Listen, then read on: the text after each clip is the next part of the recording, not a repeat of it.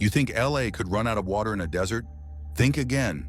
The Los Angeles Aqueduct has been keeping this city hydrated for over a century, but at what cost? Let's dive into the real story of LA's water supply, and spoiler alert, it's not as refreshing as you think. Welcome back to History Decoded channel, where we uncover the wild stories behind the world's greatest engineering feats and most questionable decisions.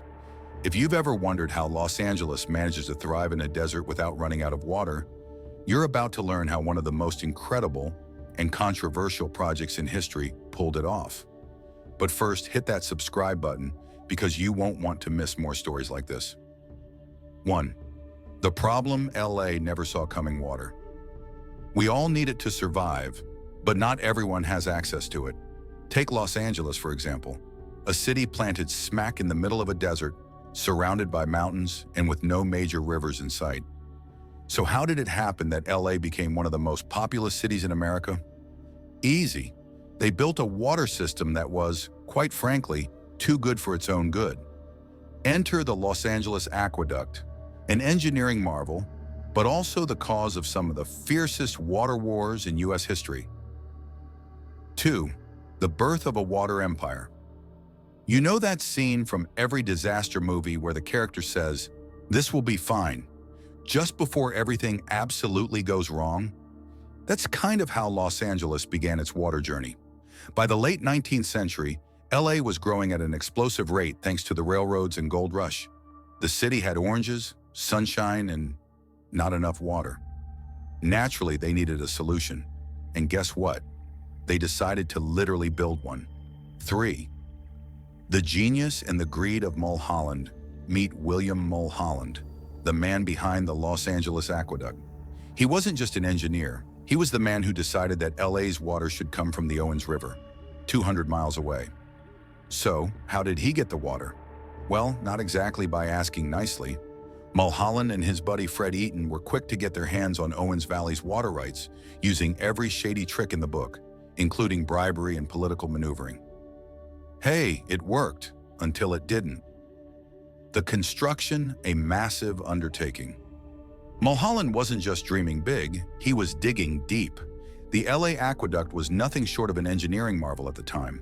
142 tunnels, 43 miles of underground caverns, and a whole lot of dynamite. And get this, the workers managed to complete the entire thing 20 months ahead of schedule. If only every construction project worked that fast, right? But wait, there's a catch. The land they took for the aqueduct, it wasn't all theirs. 5. The cost. Who pays for LA's water? As LA flourished, it wasn't just the city that paid the price. Owens Valley, which provided the water, started to dry up. The river ran out, the lake evaporated, and guess who was left with the bill? The farmers of Owens Valley, who now had to watch as their water supply was siphoned off to feed LA's ever-growing thirst. So, was Mulholland's aqueduct a miracle or a massive betrayal? Depends who you ask.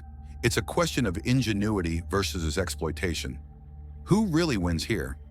6. The water wars. Is this fair? Farmers weren't exactly thrilled to see their water shipped off to LA. Some even resorted to bombing parts of the aqueduct in protest.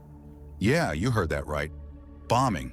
It was literally the water wars, and no one could agree on who should get to drink from the Owens River. Talk about a thirsty battle. But guess what? Despite the protests, LA got its way. Always does. So what's the moral of the story? Building something as vital as a water system might make you a hero at first, but don't expect everyone to sing your praises when they're left high and dry. 7. The legacy of the St. Francis Dam disaster. We can't forget the St. Francis Dam disaster of 1928, which was one of the worst tragedies tied to the aqueduct. The dam, which Mulholland had overseen, collapsed, flooding nearby towns and killing over 400 people. Talk about a reputation killer. Mulholland's career was over, but the aqueduct, it kept flowing, and still does. 8. Today's problem. The thirst that never ends. Over 100 years later, the aqueduct is still LA's lifeblood, providing the city with 50% of its water. But with climate change, leaks, and evaporation, the water problem is far from over. So is LA's water system a masterpiece of American ingenuity or an environmental ticking time bomb? The answer, like water itself, runs deep. So what do you think? Does LA's aqueduct deserve to be called an engineering miracle? Or should we be holding a little more accountability for the consequences? Let me know in the comments below. And don't forget to subscribe for more of these fascinating, slightly controversial histories. Thanks for tuning in to History Decoded channel. If you love this deep dive into LA's aqueduct and want to see more hidden stories from history, don't forget to hit that subscribe button. Check out our video on the Panama Canal, because if you think LA's water problems are crazy, wait until you hear about that.